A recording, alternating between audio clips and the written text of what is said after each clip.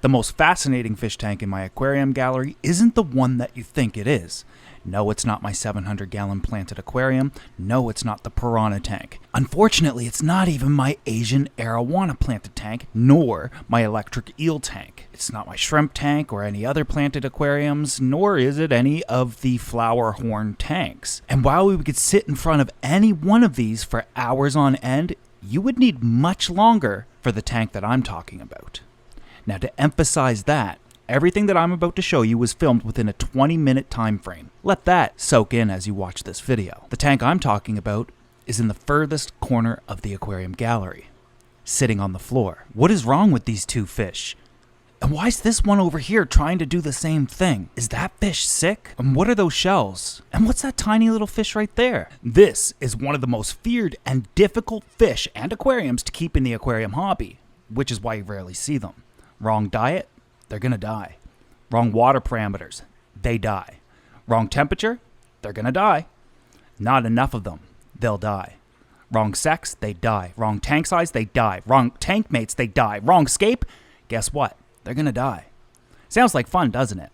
Well, they also cost $20 to $50 each as babies and only get to around 4 inches, sexually maturing at 1 to 2 years of age, and when they do, they'll only have a handful of fry at a time. Luckily, though, there's over 120 natural variants of them to pick from, so at least you have options. Welcome to the stressful yet beautiful and rewarding world of Trophus aquariums. Today we're going to take a closer look at my tank, and I'll teach you how to keep them successfully. Trophus are not the only fish in this aquarium. However, all the fish in this aquarium hail from Lake Tanganyika. Yes, this is an African cichlid aquarium. Let's start off with my Trophus and which ones I actually have. The black and yellow ones are Trophus icola, relatively common and more affordable than some of the other variants. I paid around $30 each for these guys. The black and orangish colored ones are Trophus bemba. I paid more for them, yet they don't look as good as the icola, and that's the beautiful world of Trophus is almost every time the best looking ones are the most affordable, obviously because they'd be the ones most in demand. However, there's some purists and there's some serious Trophus keepers that go after the rare ones.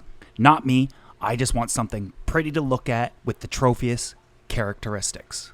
Now I'm going to break this tank down before we kind of dive deep into how to keep the Trophus. This is a 180-gallon glass aquarium. It's filtered by a large canister filter, has a 3D background, fake rocks, and lots of Anubias within it. We also are using a pool filter sand. The lights on top are made by Finex. So what are the characteristics of the Trophus and what draws me into them? Well, as you can tell, they're incredibly active, very colorful, and have a very unique body shape. They even have these cute little snouts on them. The downsides are they're incredibly sensitive, yet very aggressive. Now, in order to teach you how to keep them, let's talk about what kills them. It's not necessarily about keeping fish alive, it's about providing an environment that allows them to thrive within it. However, the biggest fear people have with Trophus is feeding the wrong diet. Give them the wrong diet, and they could get bloat, and they will die. Feeding them a diet high in carbohydrates, you know, all those fillers that you see in cheap fish food, or too high in protein, is a no-no. We want to feed them a vegetable-based diet. These guys are herbivores. Adding them to a well-established aquarium with a ton of algae in it is always going to be beneficial to them. They will graze off rocks, and even the glass at times, but their mouths are not pointed forward like you would think. They're slightly pointed downwards. And while they will eat almost from anywhere in the aquarium, we tend to want to feed a sinking pellet so they can get up over it. Second thing has got to be the water parameters. Everybody knows that Trophus need a high pH and high hardness, well over 8 pH. Now, I've said this for years. My water source is a well, technically an aquifer. The water comes out of it at a pH of 7.6 to 7.8 year-round, which we already know isn't ideal. But I've said this for years. You have to ask yourself, what do you think your fish prefer? You constantly chasing numbers and continuously adjusting and changing them to provide what you think is ideal? Or would it be better to provide consistency? I choose consistency all the time. good filtration, water movement, water changes, and that's essentially all I do for absolutely every aquarium. Most fish will acclimate to your parameters anyway. However, if you have acidic water, you're probably going to want to stay away from Trophus. Anything over 7, in my opinion, you're going to be fine. Temperatures. Too low of a temperature, they're going to get bloat. They'll get internal blockages, become listless, and simply waste away. Too high of a temperature, and this incredibly active cichlid will starve itself for oxygen, shortening its lifespan as well. Ideally, you're going to want to keep your temperature at between 25 to 26 degrees Celsius. However, when doing a water change, it's incredibly important not to change too much water where the temperature might fluctuate. I've seen people change too much water at once, and the water going in ended up being too cold, and they wiped out their entire aquarium. Vice versa for too hot. One of the most annoying reasons why they'll die is you don't have enough of them. That's right, you didn't spend enough money. You didn't remortgage the house in order to buy this fish. When it comes to something like discus, I've always recommended to start out with 6. When it comes to Trophus, I'm always looking to start out with at least a dozen. The more, the merrier. The reason being is simple. When they're babies, you can't sex them. And even as adults, they're relatively dimorphic. Too many males, they're gonna fight and kill each other. Ideally, you're looking for 1 male to 4 or 5 females. If you want to have a colony, you could have 2 or 3 males, but you're gonna need 15 females, as these guys do have a hierarchy.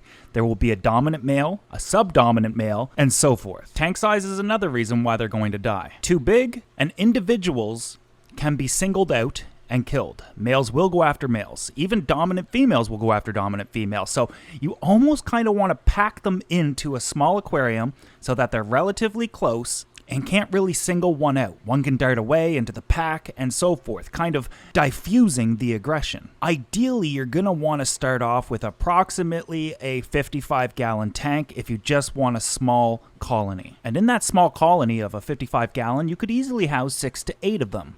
Now, there's no written rule that says for every Trophus you need a certain amount of water. For me, it's for every colony you plan to have, or for every 5 to 7, you're going to need 50 to 60 gallons of water. However, once you get over 20 Trophus, you can start to have lower numbers. For example, this is a 180-gallon tank with approximately 30 Trophus within it. Tank mates are going to be relatively important. Trophus will go after something until it either kills that fish or it kills itself doing it. Trophus don't seem to be a big target for other fish. However, constantly being chased can lead to stress, which will lead to bloat and could potentially kill that Trophus. The scape is important as well. One of the most popular scapes would be Texas Holy Rock. Tons of areas for them to hide and duck into and get around. Without any scape, a lot of the times, subdominant males will be singled out and slowly wither away. They're chased constantly, not allowed to eat, not allowed to rest. So having a nice rocky tank, even adding in some plants. I filled my tank with Anubias, different varieties and sizes of them. This is not only going to allow it to look more beautiful and be more aesthetically pleasing, but give the Trophus something to hide in and amongst.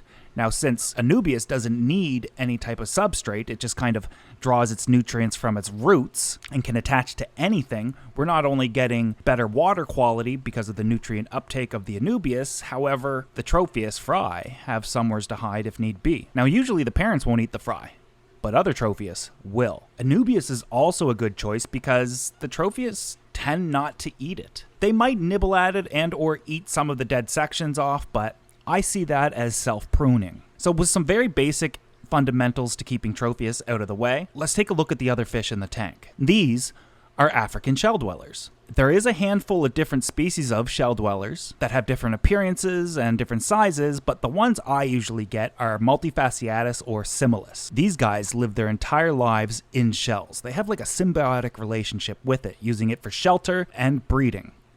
These guys need a fine substrate to move around and develop their own little front porch, if you will. You've seen these guys in the past on my channel multiple times, upwards of over 10 years ago. Given the fact that the Trophus is an aggressive fish, however it's a herbivore, it technically doesn't see the shell dwellers as a threat, nor as a food source, making them a welcomed addition to a Trophus aquarium, especially 180 gallons where there is room for other types of fish. So as I sit in front of this aquarium, in the 20 minutes that I spent just grabbing you guys some clips, I'm watching the shell dwellers dart in and out of their shells. They seem to spread out. They don't necessarily like to be around other males. The shell dwellers needing 5 to 6 shells each to kind of develop their homes. But the Trophus seemingly going berserk at all times, flashing their colors, displaying for each other. But then we take a look down into the bottom corner and we see a pair actively breeding. The male and female both kind of shimmying their bodies against each other. The female will release an egg, the male will silt all over it, or fertilize it, and the female picks it back up in her mouth. They do this over and over and over again until she has about 10 or 15 eggs in her mouth. You'll notice that the male kind of created an area for this to happen. They'll create little impressions in the sand, clean it up, so that when they do lay the eggs, they can easily find it. But this also triggers other Trophus in the aquarium to replicate and attempt to do the same. When the males want to breed, they'll begin to showboat, shaking their butts, showing their colors off, trying to attract a viable female. Now, no matter how successful you're going to be with Trophus, there's always one that has a problem. And in this case, it's this big, chunky sucker. He definitely has bloat. What's causing it? Could it be water quality? Well, that would be indicative of everybody else in the tank. Everybody else, or at least several others, would show signs of bloat due to water quality, except we even have tiny little shell dwellers that are living fabulously. Could it be the temperature? Well, I think we can eliminate parameters in the tank because this one specifically has the problem. It couldn't be diet. In fact, it probably isn't any sort of environmental factors that we're inflicting. But what I did notice is how aggressive it still was. And that led me to believe this is a secondary internal infection caused by fighting. I wouldn't be able to catch him even if I ripped the tank apart, drained it halfway, did whatever I could. So my only viable option here is monitor and see how things go with him. But now you can see why this is such a fascinating tank. All within 20 minutes of walking up to this aquarium, I see a pair breeding, shell dwellers darting in and out of their shells, another male attempting to attract a female, the other Trophus just displaying and enjoying each other's company, bickering and continuously developing their hierarchy. We discovered one that had bloat. We're not sure what's going on there, but we're pretty sure it's probably due to aggression. And there's no other aquarium in the aquarium gallery that is as fascinating as this is. And while it is expensive to do, and it is high risk, you can now see that is highly rewarding. So if you've ever been considering Trophus, my suggestion is just do it. If you have any questions or you want to leave your experience with Trophus, do so in the comments section below. I hope you enjoyed this video though, and I'll see you guys in the next one.